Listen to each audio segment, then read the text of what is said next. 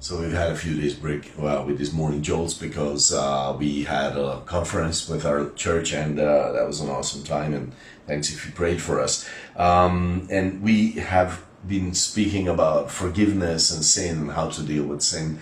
And one of the last things I think we talked about was that in pride I will not know I will never really know forgiveness because I'm not looking for it.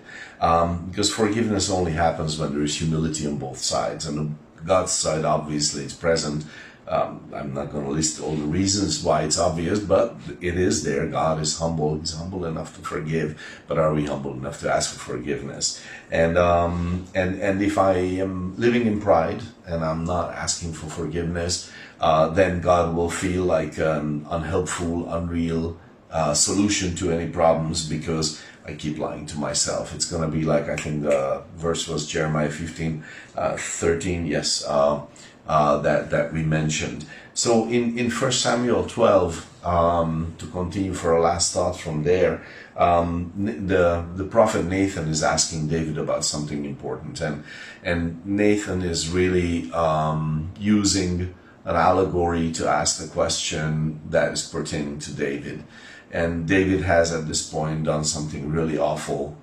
He's murdered his friend in order to be able to take his wife, and as a king, and he had the power to do it, but it still wasn't right. So Nathan is going to face him with this. And when Nathan is giving him the allegory and is asking for David's own judgment, then David's judgment is hard. It's tough. And why is that? It is because David has to that point lived in pride. And the story, well, it goes a certain way, but that's not our theme now. But David was living in pride, and see, we Christians can become like that too.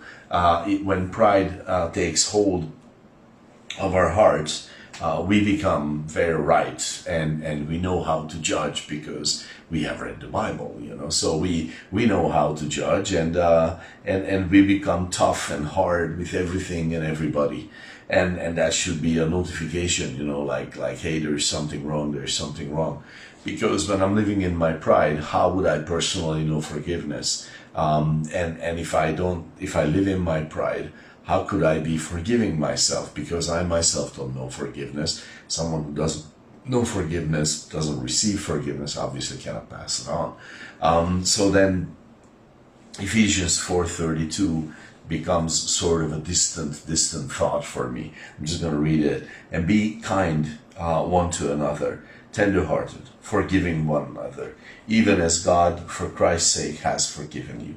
So actually God is saying, like act towards each other like I have acted towards you. And that's really the point that we're making here. If I know forgiveness myself, then I can give it to others. If I do not know it myself because of my pride as a Christian, I'm going to be unable to pass it on. And that would be horrible, because as we started these few morning jolts, a house with a lot of forgiveness has a lot of joy also. And why should I want my home, my family, my workplace, my entire life to be devoid of joy? Because I have all judgment, but I have no forgiveness for others. So just God bless you with that thought today.